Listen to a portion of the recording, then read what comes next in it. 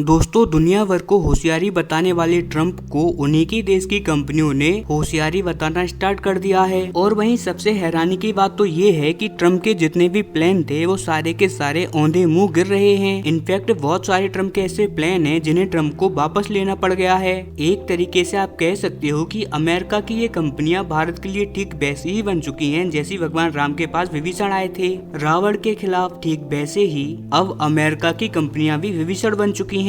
और अगर भारत ने इन सारी कंपनियों का सही तरीके से फायदा उठा लिया। लेकिन दोस्तों, अगर अभी तक आप लोगों ने इस चैनल को सब्सक्राइब नहीं किया है और वीडियो को लाइक नहीं किया है तो मैं आप लोगों से निवेदन करता हूं कि आप जल्दी से जल्दी इस चैनल को सब्सक्राइब करें और वीडियो को लाइक करें आगे आने वाली फ्यूचर में ऐसे ही और अमेजिंग खबरों को जानने के लिए। आइए अब हम वीडियो में आगे बढ़ते हैं। तो आई एम श्योर हम डोनाल्ड ट्रंप के टैरिफ वॉर को भी जीत जाएंगे, वो भी बड़ी आसानी से। अब इसके लिए ट्रंप फिर चाहे कितनी भी बयानबाजियां क्यों ना कर ले। अब वो कैसे, तो चलिए मैं आपको विस्तार से सब कुछ बताता हूँ। सबसे पहले तो आपकी स्क्रीन पर ये मूडीज की खबर निकलकर सामने आ रही है और मैं आपको बता दूं कि मूडीज दुनिया की सबसे बड़ी क्रेडिट रेटिंग कंपनी है। और अब इसी कंपनी मूडीज ने अमेरिका की क्रेडिट रेटिंग को घटा दिया है। और आप यकीन मानिए, मूडीज के इस फैसले को ट्रंप के जख्मों पर नमक गिरने की तरह माना जा रहा है। और वो इस वजह से क्योंकि पिछले कुछ महीनों में जो भी ट्रंप ने मेहनत करी है, मूडीज के इस डिसीजन के बाद उन सब पर पानी फिर गया है। दरअसल डोनाल्ड ट्रंप और एलोन मस्क मिलकर अमेरिकी सरकार के खर्चे में कटौती कर रहे हैं ताकि अमेरिका का खर्चा कम हो सके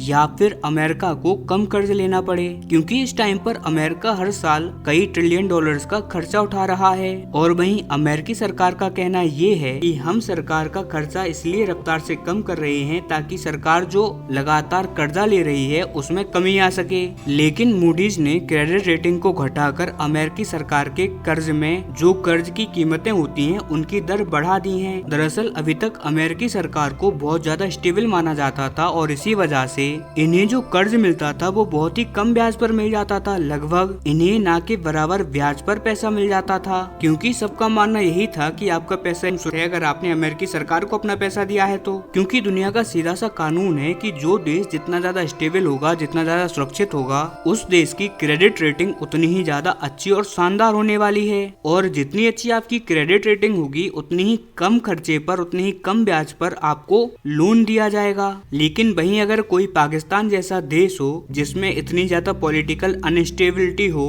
उनकी अर्थव्यवस्था इतनी कमजोर हो, तो ऐसे में उनकी क्रेडिट रेटिंग बहुत ज्यादा कम हो जाती है। इसी वजह से पहली बात तो ये कि इन्हें कर्ज मिलता ही नहीं है, और अगर कर्ज इन्हें गलती से भूल चूक से मिल भी जाए तो ऐसे में इन्हें इतना ज्यादा ब्याज देना पड़ता है कि इन देशों की कमर टूट जाती है। लेकिन वहीं अमेरिका को उसकी स्टेबिलिटी का फायदा मिलता है। उसकी अच्छी क्रेडिट रेटिंग की वजह से अमेरिका को ना के बराबर ब्याज पर अच्छा खासा लोन मिल जाता है। और इसी बात का अमेरिका इतना लुत्फ उठा रहा है, अपनी सेना को खड़ा कर रहा है, साथ ही अपनी अर्थव्यवस्था को मजबूत कर रहा है। लेकिन इस बार अमेरिका के साथ कुछ अलग ही हुआ है। मूडीज ने इस बार अमेरिका की क्रेडिट रेटिंग घटा दी है। अब इससे होगा क्या कि अमेरिकी सरकार को कर्ज तो मिलेगा लेकिन उनकी ब्याज दर बढ़ जाएंगे। और इसकी वजह से अमेरिका के राष्ट्रपति ट्रंप और एलोन मस्क ने जो मिलकर पिछले कुछ महीनों में सरकार के खर्चों में जो कटौती करी है, अब उसका कोई भी फायदा अमेरिका या ट्रंप को नहीं मिलने वाला, क्योंकि अब अगर जो ये कर्ज उठाया करेंगे उसका ब्याज ही इन्हें बहुत ज्यादा देना पड़ेगा। इतना ही नहीं, अभी तक जो ट्रंप कहते फिर रहे हैं कि आप भारत में कोई फैक्ट्री ना लगाओ, कोई ज्यादा निवेश मत करो, नहीं तो मैं तुम पर टैक्स लगा दूंगा,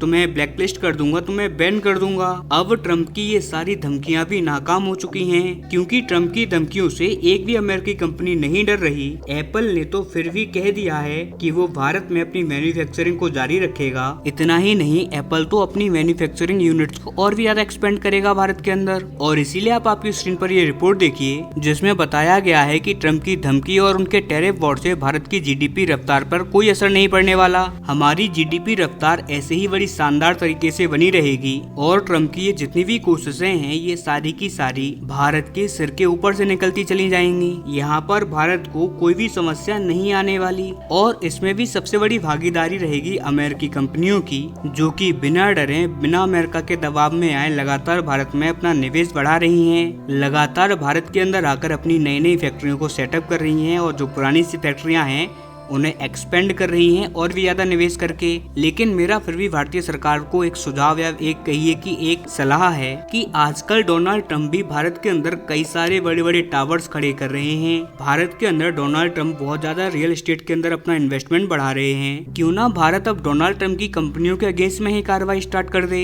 अगर हम डोनाल्ड ट्रंप की कंपनियों के अगेंस्ट में 25-30% के टैरिफ की कार्रवाई कर देंगे तो I am sure Donald Trump की भी बुद्धि ठिकाने आ जाएगी। और एक बात तो हमने बहुत ज्यादा सुनी हुई है कि दुश्मन को वहीं अटैक करो जहां उसे सबसे ज्यादा दर्द हो। और ट्रंप के लिए हमने देखा है कि ट्रंप को भी दर्द वहीं होता है जब उनके खुद के इंटरेस्ट के ऊपर अटैक हो। इसीलिए मेरे हिसाब से ये भारत के हाथ में एक अच्छा गोल्डन चांस है और सही टाइम आने पर हमें इसका भी इस्तेमाल करना चाहिए।